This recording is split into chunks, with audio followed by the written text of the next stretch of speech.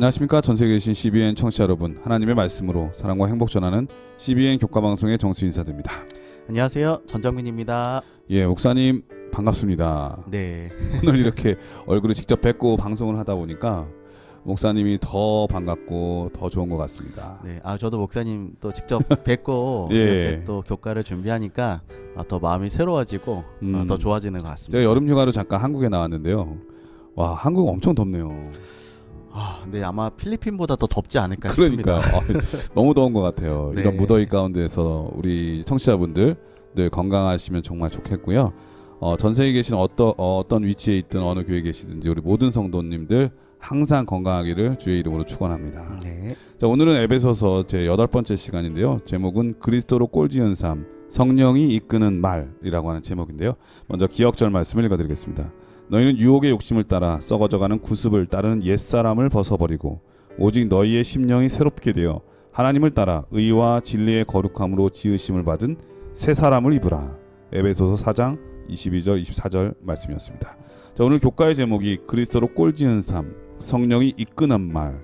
그러니까 우리가 어떻게 그리스도인답게 살아야 될지의 실천적인 부분을 지금 바울이 언급하고 있는데요. 어떤 내용일까요? 네, 우리는 거울에 비추어진 내 모습을 볼 때 어떤 생각을 하게 되나요? 잘 안 보게 되죠. 네, 어떤 사람들은 거울에 비추인 자기 모습을 보고 만족하는 사람이 있습니다. 더 멋지고 예쁘게 자신을 꾸미기 위해서 옷을 여러 번 바꿔 입기도 하고 다양한 액세서리를 걸쳐 보기도 합니다. 또 반대로 어떤 사람들은 거울에 비추인 자기 모습을 보고 한숨을 쉬는 사람들도 있습니다. 네, 자기 머릿속에 그려진 자신의 모습과는 전혀 다른 모습이 거울에 비추이기 때문입니다. 예전에는 내 몸매가 그러지 않았는데, 예전에는 더 건강하고 젊은 모습이었는데 하며 실망하기도 합니다. 네, 옛날 사진하고 비교해보면 더더욱 그래요. 네, 저도 잘 안 보게 되는 것 같습니다. 네, 하지만 또 어떤 사람들은 한숨과 실망으로 끝나지 않고 변화된 자신의 모습을 위해 새롭게 결심을 하고 운동을 시작하고 식단을 조절하면서 자신을 또 멋지게 가꿔가는 사람들도 있습니다.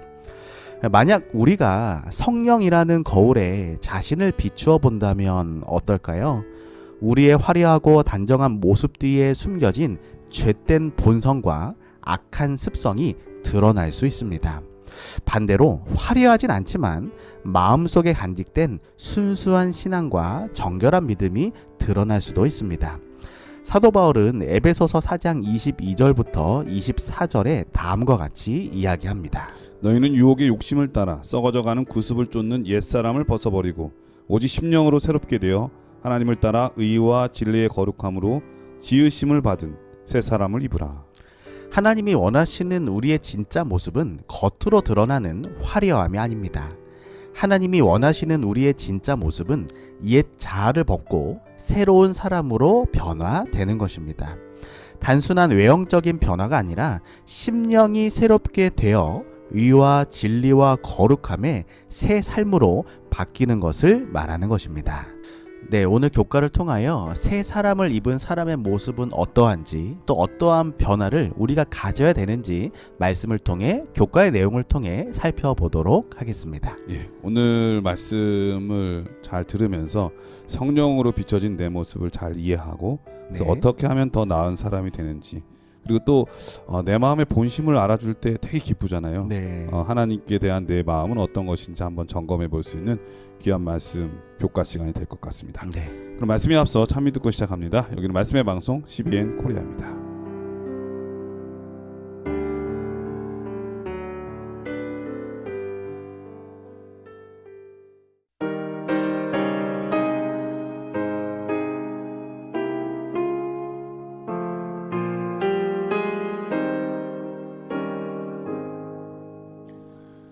당신의 것이옵니다.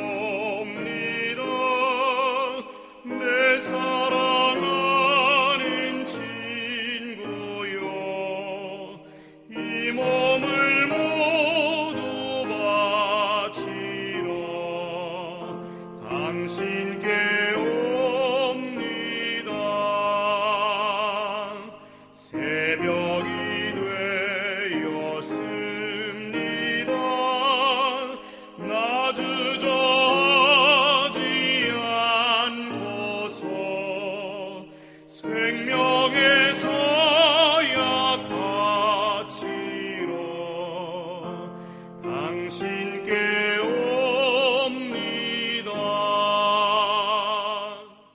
예, 참미 잘 들었습니다. 1월 서지는 죄의 하양 곡선이라고 하는 제목인데 어떤 말씀일까요?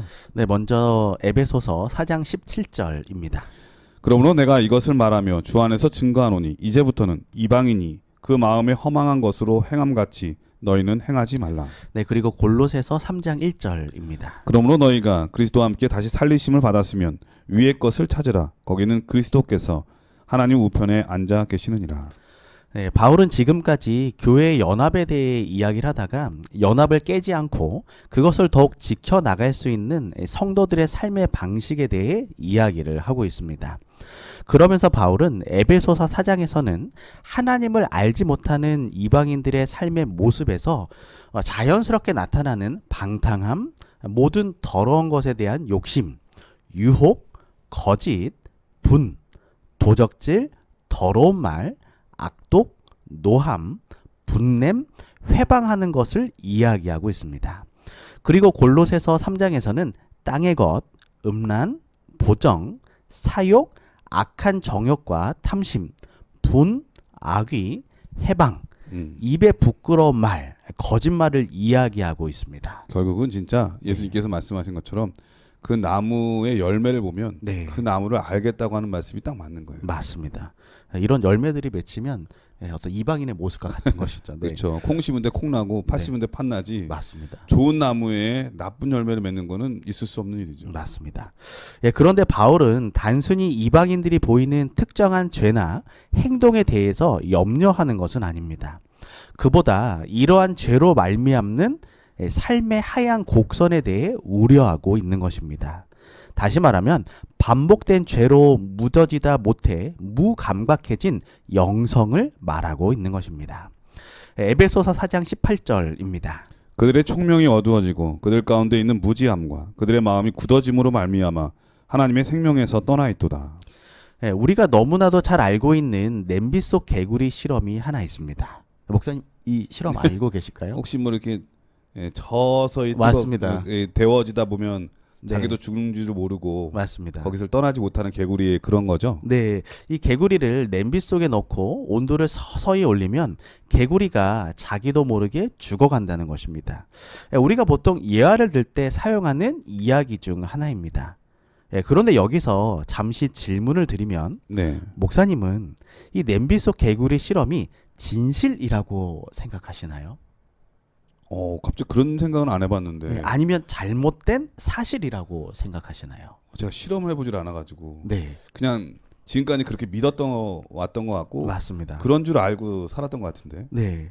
그런데 이 이야기를 가지고 2007년 오클라호마 대학의 허친슨 박사가 네. 직접 실험을 했습니다. 그러니까 이런 정신이 필요해요. 예. 뭐든지. 진정한 과학자의 네. 정신이죠. 네. 이 물의 온도를 이제 올리자 이제 개구리는 점점 더 활발히 움직였고 탈출을 시도했다는 것입니다. 보통 개구리가 변온 동물이기는 하지만 이 물의 온도가 올라가는 것도 모르고 죽을 만큼은 아니라는 것입니다. 그러니까 변온 동물이니까 민감하군요. 네. 온도 그래서 변화에. 보통 우리는 이 개구리가 따뜻한 물을 즐기다가 이제 네. 삶아진다라고 생각을 했었는데 네. 이 물의 온도가 변하니 내가 탈출을 해야 되겠다. 개구리는 그렇게 생각했군요. 예, 그렇게 탈출을 시도했다는 것입니다. 네. 예, 그렇다면 이 사도 바울이 이야기하는 여러 죄들은 우리들을 이 하나님의 생명에서 떠나게 하는 것들인데 우리는 어떻게 해야 될까요? 예, 세상에 죄악이 가득한 냄비 속에서 탈출해야 하는 것입니다. 그러니까 정상적인 네, 믿음의 사람들은 민감해지니까 맞습니다. 이거 탈출해야 되겠구나 네, 라고 생각하는데 자기의 정체성을 잃어버린 개구리가 아닌 이상 보통 그렇게 하는데 네, 맞죠. 자기의 정체성을 잃어버리면 죽게 되는 거군요. 네, 그러니까 그 실험하기 전에 그 네. 개구리는 자기 정체성을 잃어버린 개구리로 실험했던 것 같은데. 예, 뭐 그럴 수도 네. 있겠죠. 보통 정상적인 개구리는 다 민감해서 네, 탈출을 시도한다는 거 또 새롭게 알았습니다. 맞습니다. 이 무언가 잘못되었다는 것이 느껴지면 하나님께 탈출해야 한다는 것이죠. 예, 그래서 예수님께서는 누가복음 21장 34절에서 36절까지 다음과 같이 말씀하셨습니다. 너희는 스스로 조심하라. 그렇지 않으면 방탕함과 술 취함과 세상의 생활의 염려로 마음이 둔하여지고 뜻밖의 그날이 덕과 같이 너에게 임하리라. 이날은 온 지구상에 거하는 모든 사람에게 임하리라. 이러므로 너희는 장차 올 이 모든 일을 능히 피하고 인자 앞에 서도록 항상 기도하며 깨어 있으라 하시니라. 네, 오늘 우리의 삶이 예수님 앞에 서도록 항상 기도하며 깨어있는 삶이 되시기를 소망합니다. 세상의 죄들이 나에게 있는 하나님의 귀한 생명을 빼앗지 못하도록 하나님께 즉시 피하시는 그러한 삶이 되기를 바랍니다. 네, 이루어지는 죄의 하얀 곡선이라고 하는 제목이었는데 사실 죄의 결과보다 더 무서운 것은 난 더 이상 안 돼. 네, 나는 더 이상 나아질 수 없어라고 하는 포기하는 마음, 그게 더 무서운 거라고 하는 것을 네, 오늘 목사님께서 말씀해 주셨는데 이 죄의 반복이 왜 무섭냐면 우리의 영적 감각이 무뎌지기 때문에 더 무서운 거죠. 네, 맞습니다. 그러니까 민감해지면 무감각해지는 것이죠. 벗어나야 되겠다는 생각을 하는데 네, 이 둔해지면 그런 생각을 못 하는 거죠. 맞습니다. 그게 진짜 무서운 거라는 거. 네, 오늘 말씀을 통해서 내 자신이 어떤 상태인지 그리고 죄가 반복될 때 두려워해야 될 것은 결과보다도 내 마음이 무뎌져서 영적인 것에 대해서 민감하지 못하고 정말 탈출해야 될 때 떠나야 될 때 떠나지 못하는 그래서 멸망당하는 사람의 삶이 되고 만다고 하는 것을 우리가 좀 기억해야 될 필요가 있다 이런 생각이 듭니다. 네. 월요일 서지는 최상의 옷으로 바꾸어 주심이라고 하는 제목인데요. 어떤 말씀일까요? 네, 먼저 에베소서 4장 21절에서 24절입니다.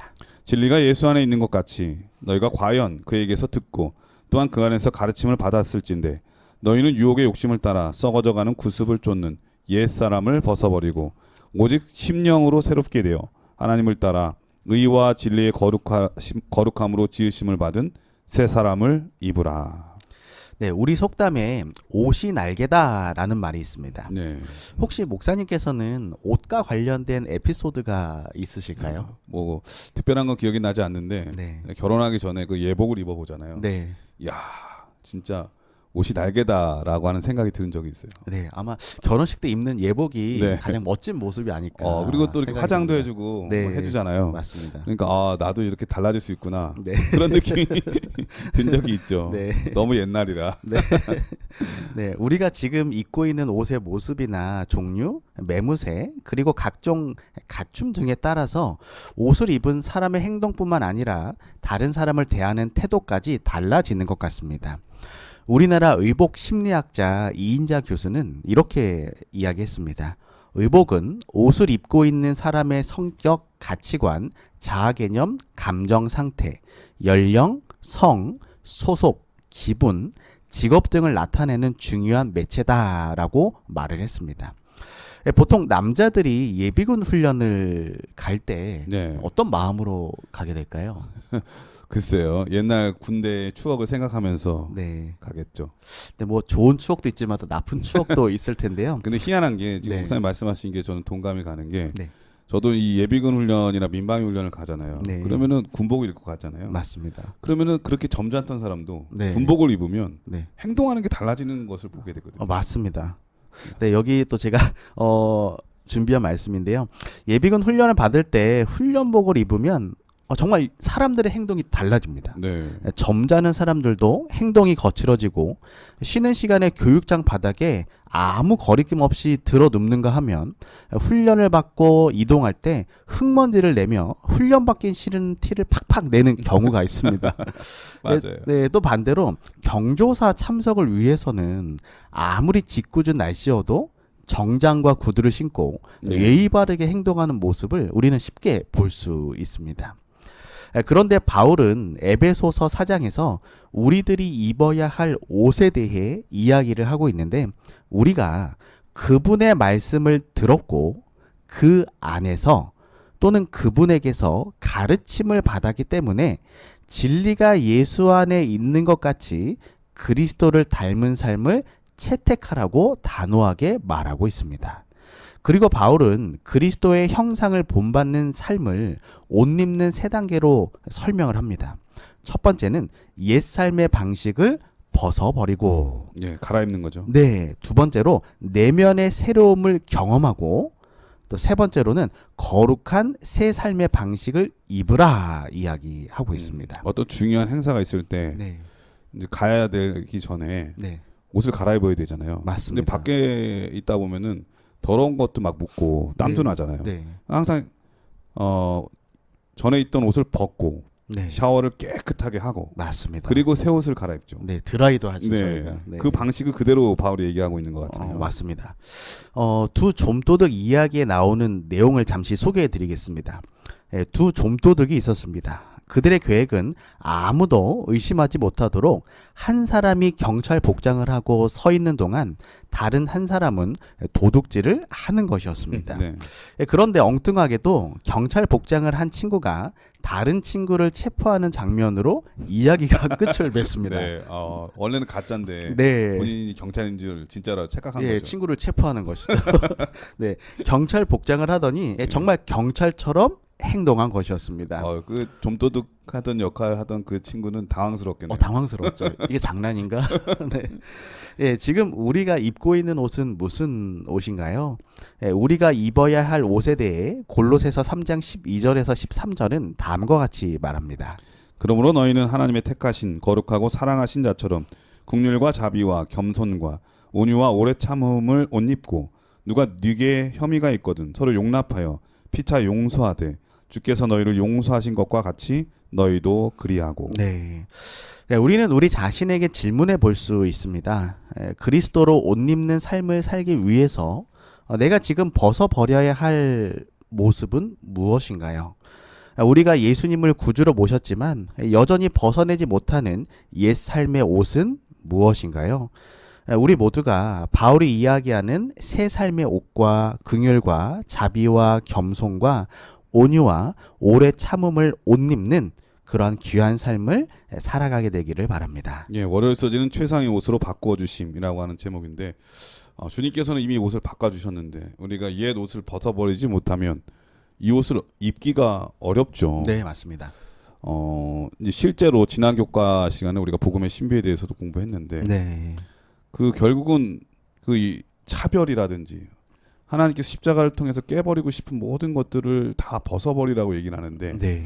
여전히 우리 안에 그런 차별이라든지 내가 남보다 높고자 하는 마음이라든지 그러한 분열과 갈등하는 요인이 내 마음에 있다면 이것은 예수님께서 주신 새 옷을 입을 수 없는 우리의 맞습니다. 옛 모습이겠죠. 네. 이런 모든 것들을 다 과감하게 던져버리고 예수님께서 주신 정말 좋은 옷 갈아입을 줄 아는 그런 우리 모두가 되어야 하겠습니다. 네. 화요일 소지는 공동체 만들기, 은혜를 담은 말이라고 하는 제목인데요. 어떤 말씀일까요?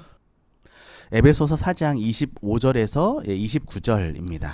그런즉 거짓을 버리고 각각 그 이웃으로 더불어 참된 것을 말하라. 이는 우리가 서로 지체가 됨이니라. 분을 내어도 죄를 짓지 말며 해가 지도록 분을 품지 말고 마귀로 틈을 타지 못하게 하라. 도적질하는 자는 다시 도적질하지 말고 돌이켜 빈궁한 자에게 구제할 것이 있기 위하여 제 손으로 수고하여 선한 일을 하라. 무릇 더러운 말은 너 입 밖에도 내지 말고 오직 덕을 세우는데 소용되는 대로 선한 말을 하여 듣는 자들에게 은혜를 끼치게 하라. 네, 바울은 성도들에게 언어 생활에 관하여 부정 명령, 이 거짓을 버리고 그 다음 긍정 명령, 각각 그 이웃과 더불어 참된 것을 말하라. 그리고 그 근거로서 이는 우리가 서로 지체가 됨이라라고 말하고 있습니다. 바울의 이 말은 스가랴 8장 16절에 너희가 행할 일은 이러하니라. 너희는 각기 이웃으로 더불어 진실을 말하며 너희 성문에서 진실하고 화평한 재판을 베풀고와 같은 말인데 화평을 증진시키는 방법으로 진실을 말하라는 것입니다.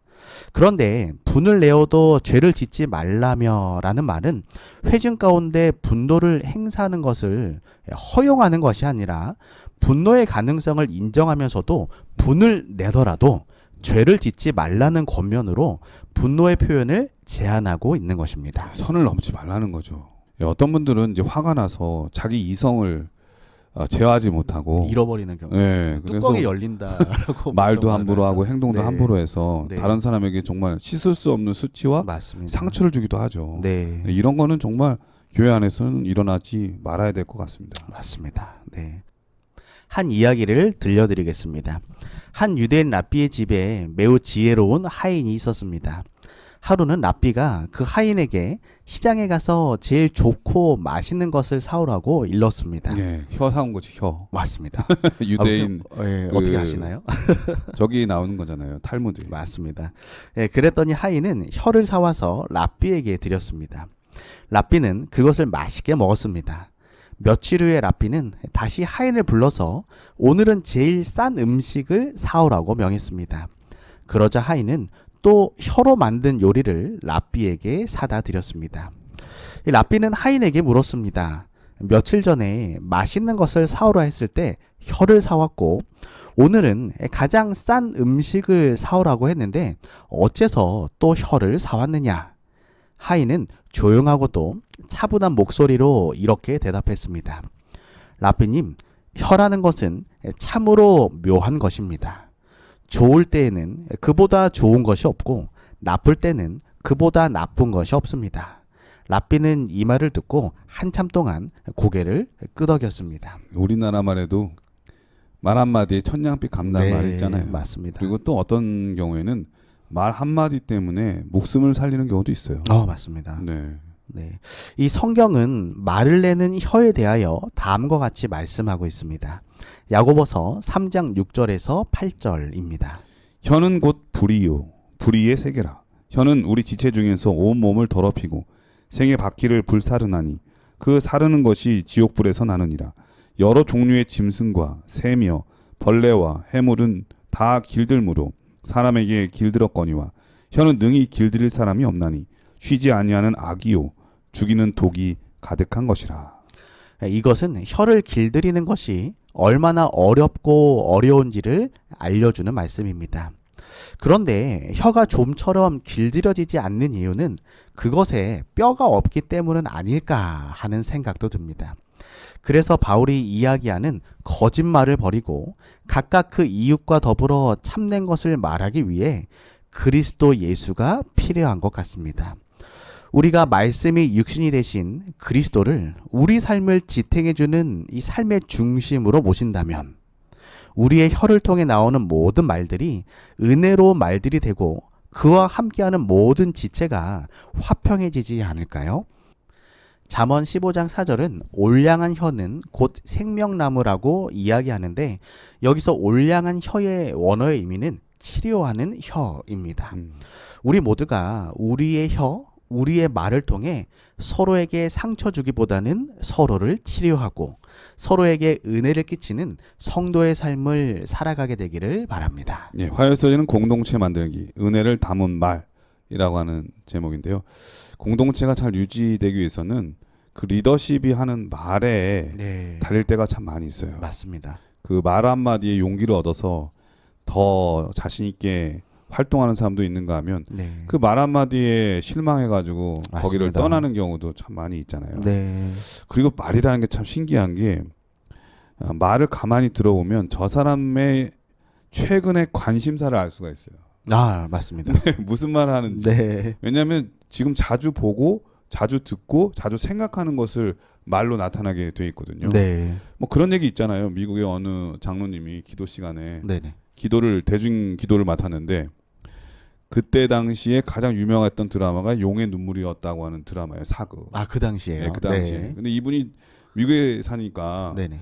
매일매일 보지 못하고 한꺼번에 이 비디오를 빌려가지고 한꺼번에 보신 거예요. 한 번에요. 한 번에 이어서. 네, 이어서 거의 뭐 그게 엄청 대작이잖아요. 네네네. 그러니까 이분의 생각 속에 항상 말투나 이런 게 머릿속에 사극으로 가득 찬 거예요. 예배일에 기도를 맡았는데 기도가 사극처럼 나오는 거지. 그 말투와 행동이. 네. 주여 통촉하여 주시옵소서 이러시고 네. 감사옵나이다. 아이고. 그러니까 딱 들었을 때 저분의 관심사가 뭐구나. 아마 예배가 뭐 왕궁에 사는 것처럼. 아니면 이제 네. 항상 듣다 보니까 네. 말투도 그렇게 되고 또 대화를 하다 보면 내가 요즘에 뭘 읽었는지 또 뭘 관심 갖는지 그 중심사를 얘기하게 돼 있거든요. 네, 맞습니다. 그러므로 우리의 은혜로운 말을 더하기 위해서라도 매일같이 하나님께 대화하는 시간, 기도하는 시간, 맞습니다. 성경을 보는 시간이 좀 필요한 것 같고요. 맞습니다. 그리고 예언의 신의 말씀은 너무 좋잖아요. 다 보석 같은 말씀이거든요. 그런 걸 네. 자주 접하다 보면 그게 삶에서 나타나게 되면 다른 맞습니다. 사람에게 은혜를 끼칠 일이 더 많다는 생각 많이 듭니다. 네. 하나님의 것을 많이 찾고 관심을 갖는 우리 모두가 되어야 하겠습니다. 네. 자, 그럼 여기서 찬양곡 들으신 다음에 계속해서 수요일 목요일 서지를 공부하도록 하겠습니다. 여기는 말씀의 방송 CBN 코리아입니다.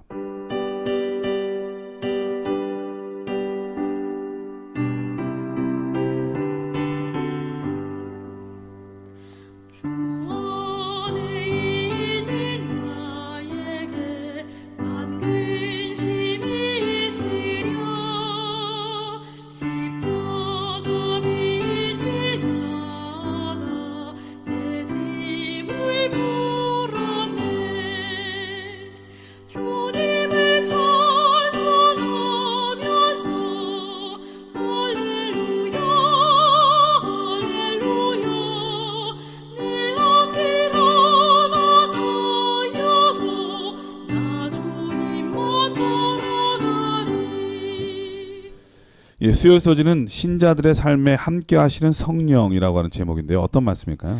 네, 먼저 에베소서 4장 30절입니다. 하나님의 성령을 근심하게 하지 말라. 그 안에서 너희가 구속의 날까지 인치심을 받았느니라. 네, 이 말씀에서 근심이라는 말은 헬라어로 리페오라고 말을 하는데 네. 아프게 하다, 괴롭히다, 슬프게 하다는 의미를 가지고 있습니다. 네, 한마디로 성령을 힘들게 하지 말아라. 맞습니다. 피곤하게 하지 말아라. 네, 그래서 이런 의미로 우리가 성경을 다시 읽어보면 하나님의 성령을 슬프게 하는 일을 중단하라고 말할 수 있습니다. 네.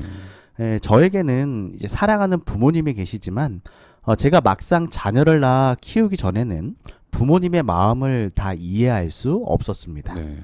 하지만 자녀를 키우면서 부모님의 마음을 하나 둘씩 이해하게 되는 것 같습니다. 그런데 아무리 좋은 말로 자녀들에게 좋은 길을 알려줘도 막상 자녀들이 그 말을 듣지 않는다면, 자녀들에게 가장 좋은 것을 주고 싶어도 그것을 받아들이지 않는다면 그것만큼 마음이 아프고 슬픈 일은 없는 것 같습니다. 그러니까 부모가 돼 보니까 네. 아, 내 부모님도 이럴 때 되게 기뻐하셨겠구나. 네. 이럴 때 되게 슬퍼하셨겠구나. 그런 맞습니다. 느낌이 들어요. 예를 들면 아무리 사소한 거라도 저희 자녀들이 저한테 와서 물어보고 네. 이러면 되게 고맙더라고요. 맞습니다. 그리고 자녀들끼리 사이좋게 지내는 모습 보면 네. 너무너무나 보기 좋고 네, 웃으면서 노는 네. 모습 보면 행복하죠. 그리고 뭔가 뭐 작은 거라도 해주면 감사합니다 이러면 네. 정말 기분 좋잖아요. 네, 맞습니다. 아, 우리의 부모님도 그랬을 텐데 음. 내가 너무 감사가 적었구나. 네. 너무 대화가 적었구나. 네. 여러 가지 반성도 많이 하게 돼요. 맞습니다. 자, 오늘 우리 부모님께 전화를 한 통화씩 드려볼까요? 네. 살아계시다면 네. 꼭 시간 내서. 맞습니다. 네. 네. 마찬가지로 인격이신 성령 하나님께서는 우리에게 가장 좋은 길, 가장 좋은 것을 선택할 수 있도록 끊임없이 말씀하고 계시지만 인간인 우리가 그것을 받아들이지 않는다면 그것은 성령 하나님을 슬프게 하는 일이 되는 것입니다. 그런데 성령 하나님을 슬프게 하는 죄 중에서 성령을 회방하는 죄, 즉 용서받을 수 없는 죄는 하나님의 뜻과 반대되는 자신의 길을 따라가기로 선택하고 있음을 내가 충분히 알면서도 고의적으로 짓는 죄입니다. 한마디로 무시하는 거죠. 네. 그러니까 부모님께서 이런 말씀하시는데도 무시하고 내 마음대로 선택하고 내 마음대로 행동한다면 그분의 존재를 무시하는 거죠. 없다고 네. 판단하는 것과 똑같은 거예요. 맞습니다. 네, 이건 정말 무서운 일인 거죠. 네. 우리 교회 성경 주석에는 이런 말이 있습니다. 양심은 인간의 영혼 속에 있는 하나님의 눈이다. 이 말은 사람으로 하여금 그에게 비춰진 빛에 순종하는 생애를 계속하도록 촉구하기 위해 하나님이 준비해 놓으신 경고 장치가 바로 양심이라는 것입니다. 교과에서 바울은 우리가 하나님의 은사인 말을 오용하여 다른 사람을 헐뜯는 것은 성령을 슬프게 하는 일이라고 말합니다. 하지만 이런 실수와 잘못을 저질렀다고 해서 즉시 성령이 떠나가시는 것은 아니라 우리의 구속의 날까지 계속해서 이 성령 하나님께서 우리를 격려한다고 말하고 있습니다. 우리가 죄로 인해 성령을 무시할 때 떠나시기보다는 우리의 회복과 구원을 위하여 끊임없이 계속해서 성령이 일하신다는 것입니다. 네, 성령이 이렇게 얘기하시는데 네.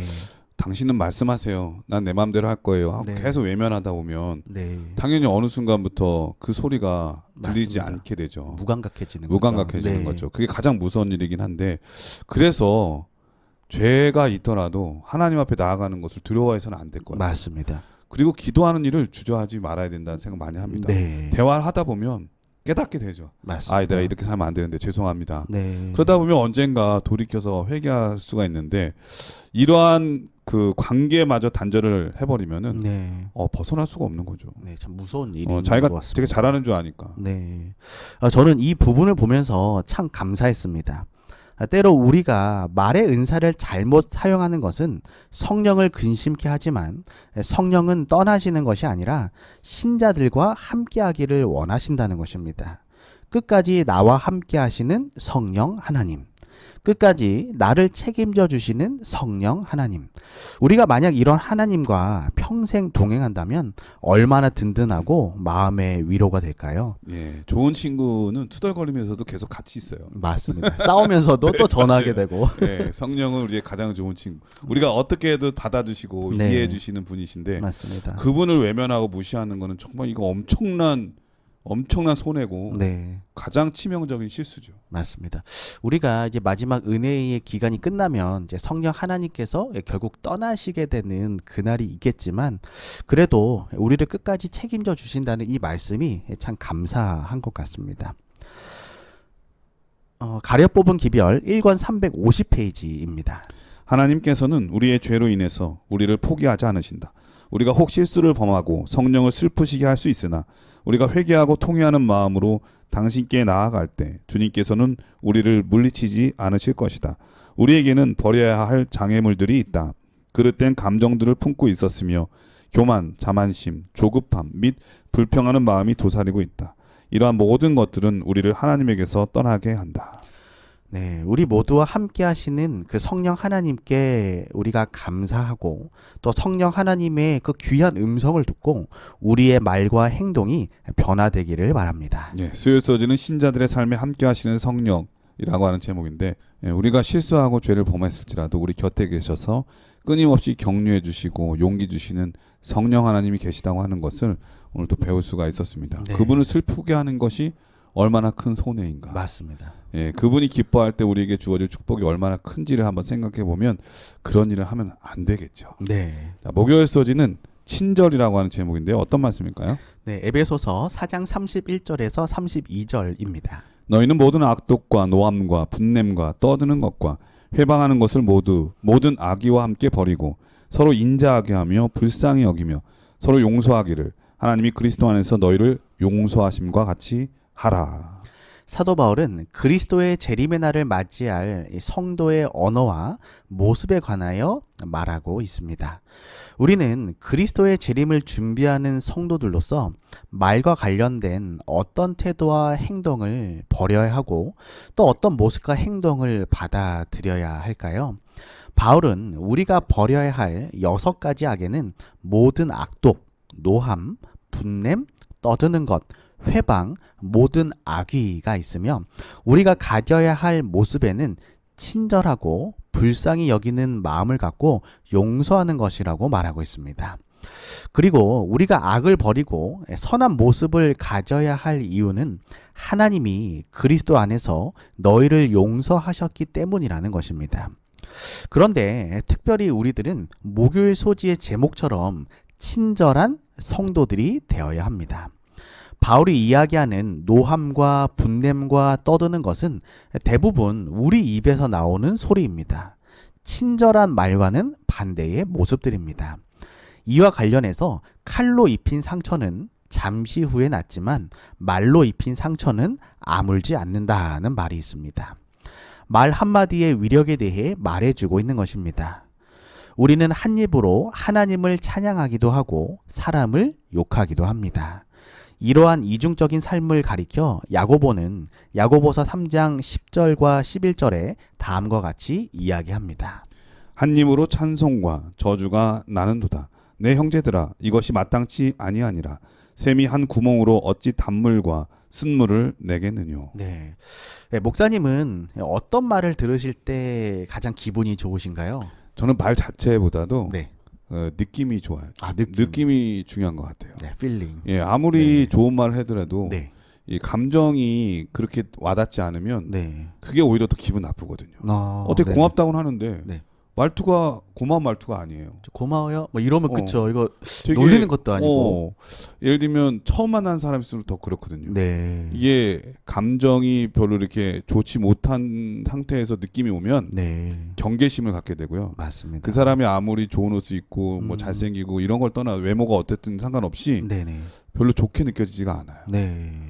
근데 매우 부드럽고 네. 천천히 그러면서도 상냥하게 말을 하면 그게 뭐 설사 조금 기분 나쁜 말이라 할지라도 네. 쉽게 받아들이게 되거든요. 그래서 저는 어떤 말의 용어보다도 네네. 태도가 더 중요하다는 생각이 태도. 듭니다. 그 친절에는 태도도 포함되는 것 같아요. 네, 네. 진짜 친절은 태도죠. 네. 네. 맞습니다. 예. 그래서 저도 이제 어떤 그 태도와 어떤 진심 어린 마음에 더해서 상대방으로부터 이제 고마워요. 예, 고생했어요. 잘했네요.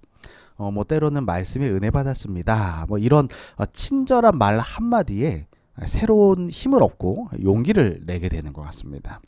한 이야기를 들려드리면 처음으로 이제 머리와 몸이 붙은 이 샴 쌍둥이를 분리하는 데 성공한 미국 존 홉킨스 대학병원의 벤 카슨 의사. 네. 정말 자랑스러운 재림 성도죠. 네, 재림 성도죠. 네, 그 의사가 신의 손이라는 말을 들을 수 있었던 이유가 있습니다. 벤카스는 어린 시절 피부가 검다는 이유로 백인 친구들에게 따돌림을 당했고 초등학교 때는 공부를 잘하지 못해서 항상 꼴찌를 도맡아 했습니다. 그런 그가 기적의 손이라고 해서 세상 사람들의 칭찬을 받는 세계적인 외과 의사가 될 수 있었던 것은 어머니의 격려가 있었기 때문입니다.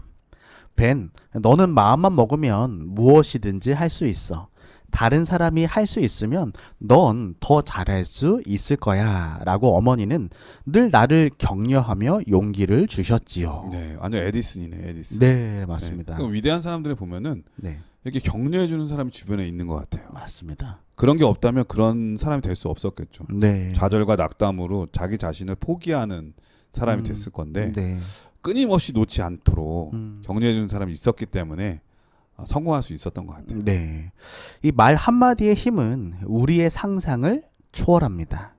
더욱이 자녀들에게 부모의 말씀이나 선생님이 던져주는 그 한마디의 말은 한평생 두고두고 변화를 가져오게 되는 것입니다. 마찬가지로 우리 성도들이 서로에게 친절한 말 한마디, 용기를 주는 말 한마디를 건넨다면 그것은 큰 힘이 되어 교회를 건강하게 만들게 되는 것입니다. 프랑스의 천재적인 수학자이자 물리학자인 그리고 신학자였던 파스칼은 다음과 같이 말했습니다. 따뜻한 말들은 많은 비용이 들지 않지만 많은 것을 이룬다. 네. 이번 안식일 우리 성도들이 서로를 향해 칭찬의 말, 격려의 말을 건네보는 그런 시간을 가져보면 어떨까요? 그래서 우리 모두가 더 행복하고 예수님 닮아가는 친절한 성도들이 되기를 바랍니다. 예, 목요일 소지는 친절이라고 하는 제목이었는데요. 친절은 태도죠. 네, 그 태도 안에는 말도 포함되고요. 맞습니다. 말은 꼭 입으로만 나오는 건 아닌 것 같아요. 네, 눈빛으로도 말할 수 있고, 눈빛, 표정, 표정으로도 말할 네. 수 있고, 행동으로도 말할 수 있거든요. 맞습니다. 어떤 행동을 하느냐, 어떤 표정을 짓느냐, 그리고 어떤 눈빛으로 세상을 또 사람들을 바라보느냐에 따라서 누군가에게는 상처가 되기도 하고 누군가에게는 용기를 줄 수 있다고 하는 것. 네, 이런 모든 것들이 친절이라고 하는 것으로 이해될 수 있는데요. 네, 우리 재림 성도들, 특별히 하나님을 믿는 모든 백성들은 친절한 태도, 네, 친절을 가져야 된다고 하는 것을 오늘 목사님을 통해서 잘 배울 수가 있었습니다. 그러고 보면 성령으로 이끌린 받은 사람들은 겸손해지게 되고 네, 또 그러다 보면 자기 자신이 얼마나 은혜 받은 사람이라는 걸 깨닫게 되면 다른 사람에게도 좋은 태도와 좋은 말로 네. 좋은 행동으로 맞습니다. 나타나게 되어 있는 거겠죠. 네. 이러한 모습들 우리 모두가 되기를 간절히 축원드리고요. 네. 우리 목사님께서 이번 교과를 간략하게 정리해 주시고 기도하고 마치도록 하겠습니다. 네, 이제 교과를 정리하면 우리 모두가 매일 예수 그리스도 앞에 서도록 항상 기도하며 깨어 있는 삶이 되기를 바랍니다. 영성이 살아 깨어 있는 성도의 삶이 되기를 소망합니다. 우리 모두가 바울이 이야기하는 새 삶의 옷과 긍휼과 자비와 겸손과 온유와 오래 참음을 옷 입는 변화된 삶을 살아가게 되기를 소망합니다. 우리 모두가 우리의 우리의 말을 통해 서로를 치료하고 서로에게 은혜를 끼치는 성도의 삶을 살아가고 그래서 더 건강한 교회가 되기를 소망합니다. 우리 모두가 우리와 끝까지 함께 하시는 성령 하나님께 감사하시고 성령 하나님의 음성을 듣고 성령 하나님의 뜻대로 살아가는 성령의 인도하심을 받는 성도들이 되기를 소망합니다. 우리 모두가 서로를 향해 칭찬의 말, 격려의 말을 건네는 삶을 통해 따뜻한 교회를 만들어 가게 되기를 소망합니다. 이러한 삶들이 우리 성도들의 삶 속에서 실천될 때 우리가 하나님의 더 큰 능력을 경험하게 되고 정말 행복한 또 한 주일을 살아가게 되길 바라며 교과의 내용을 마치겠습니다. 예, 목사님께서 기도해 주시고 모든 교과를 마치도록 하겠습니다. 사랑의 하나님, 우리 모든 성도들이 예수 그리스도를 본받게 하여 주시옵소서. 아멘. 죄 가운데 죽을 수밖에 없던 우리를 건져 주셨사오니 우리에게 생명을 주셨사오니 우리의 삶이 예수님을 닮아가게 하시고 무엇보다 우리의 입술이 예수님을 닮게 하여 주시옵소서. 아멘. 또한 성령 하나님을 근심하게 내버려 두지 않고 서로에게 늘 친절한 그런 마음을 나누고 그러함으로 더 건강하고 따뜻한 교회 공동체를 만들어 가게 하여 주시옵소서. 아멘. 사랑의 예수님의 이름으로 기도합니다. 아멘. 아멘. 네, 전 세계 계신 CBN 청취자 여러분, 행복에 대한 이런 말이 있습니다. 행복이란 내가 갖지 못하는 것을 원하는 것이 아니라 내가 지금 갖고 있는 것을 즐기는 것이다. 우리는 세상에 물질적인 것 그런 게 좀 부족할 수 있습니다. 그런데 우리 안에 내재해 계시는 성령 하나님, 또 우리 예수님의 그 소망, 이런 모든 것들로 인해서 즐기심으로 늘 삶이 행복한 우리 모든 청취자분들, 성도 여러분 되시기를 간절히 바라면서 네. 저희는 다음 주에 더 좋은 모습으로 찾아뵙도록 하겠습니다. 건강하시고요. 안녕히 계십시오. 안녕히 계세요.